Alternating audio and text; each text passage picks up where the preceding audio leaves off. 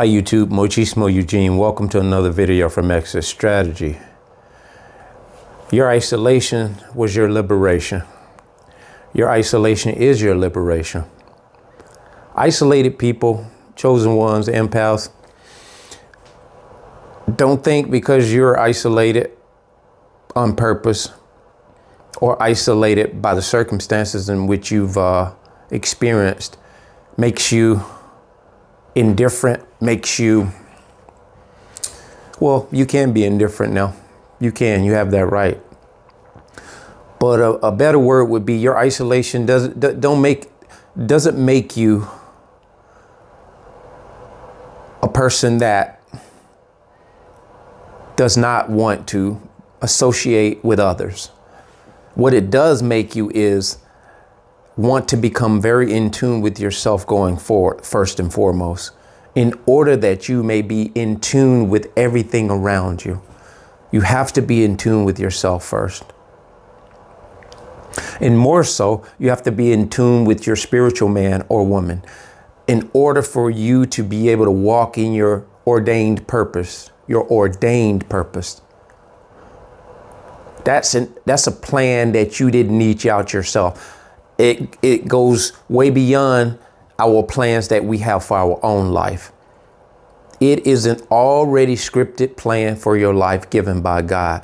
And once you isolate and you're able to come more into yourself, this begins to resonate with who you really are. You become more in tune with who you are. You become more self-aware. So your isolation was your liberation and is your liberation. This is something that a lot of people who can't spend time by themselves have no clue about. They have no idea how good and rewarding this can be. When you come out and pop out, like Kendrick Lamar says, when you pop out, you look different, act different, behave different, move different, and people are in awe. They have skepticism, pessimism, skepticism, criticism. They scorn you without even opening their mouth. They scorn you because there's something unique about you to begin with. But when you pop out from isolation, boy, it is like you've gone into the tanning bed and you got a glow. You got a glow. You got a glow that they can't even describe. Much like the Christ. If you spent time in deep devotion with your spiritual man, God will drape you and clothe you with that. Because in your isolation, you're liberated to a degree where a man can't take any credit for your progress. That's what's got them perplexed. They don't know how you did it. And this is what dark energy resides in, confusion. They're confused amongst themselves. So their confusion running around trying to confuse other people that have stability. Self-awareness. Organic authenticity. They're trying to shake you and cause you to doubt when they are when they are doubtful. They want you to doubt. When they don't trust and you trust the process, they want to bring you into a distrustful spirit. Anything negative, they want you to join in and be a co-partner in that. So your isolation has brought you to a point where you just know what you know. And it begins to let you see all the fake, phony facades of things outside of yourself. The more you get to know yourself, the more you're able to see things that are not of themselves. I told you guys this story in a video some time ago, but I'll tell it again for a lot of my subscribers and the ones who view me. The twins' mom, in which I speak about a lot, very disturbed individual way before I met her. So it's not no sour. I'm not a sourpuss about her. I just, I got duped and I didn't know what I know now. And my point being, she told me something that I would never forget. I met her. She worked at a bank. She was a teller. And so that should have been telling right there. Anyway,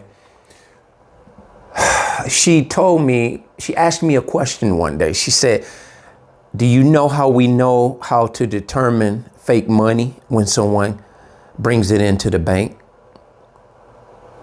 And I say, yeah. I say, you guys are trained with fake money.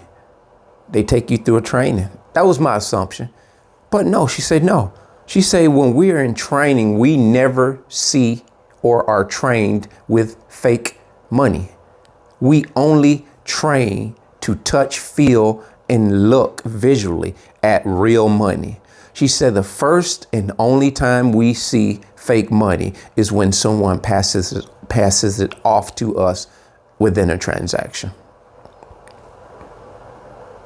So when a customer passes that fake bill over, that's the first time that a teller has become aware of a fake bill. And that's what God is doing for us. We're training with real, raw truth. We're not even in training with fake facades, people who are not genuinely down for the task at hand. Ride or die, that's what we're riding with. We want people on point with what is, not with what we want something to be. We're of absolutes. We're not of things that we think or we believe or we assume or we surmise. We're riding with what we know. And if we don't really know, we know God knows, and we trust that process.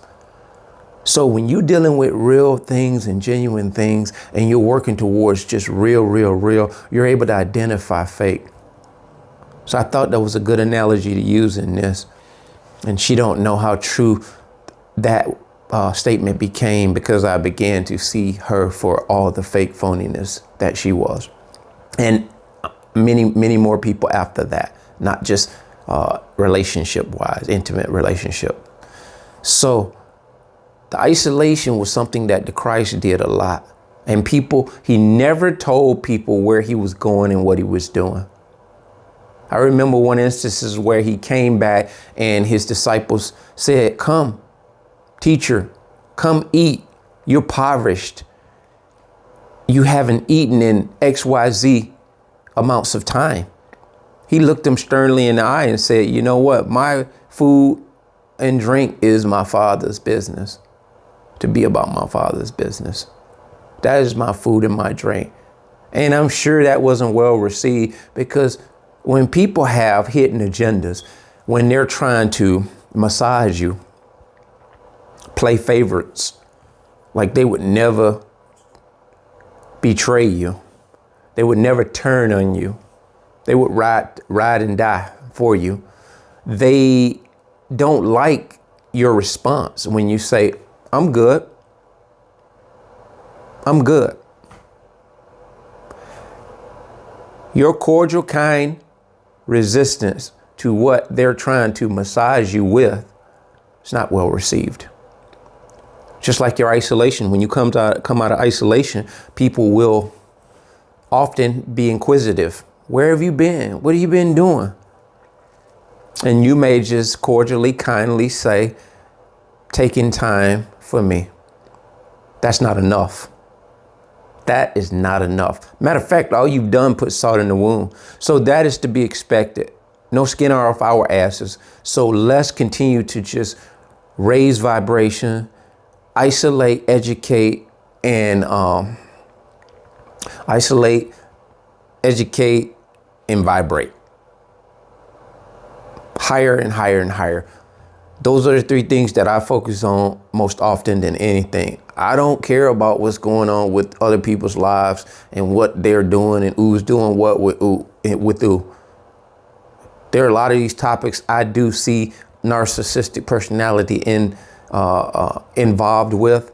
And those things I am concerned about, because those things help a lot of us understand That it doesn't matter what's your status in the world, what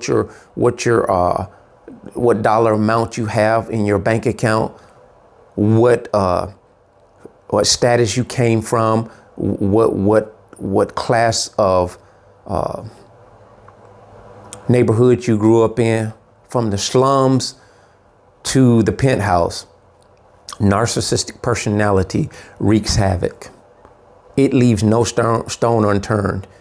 It is no respecter of man. So your isolation truly does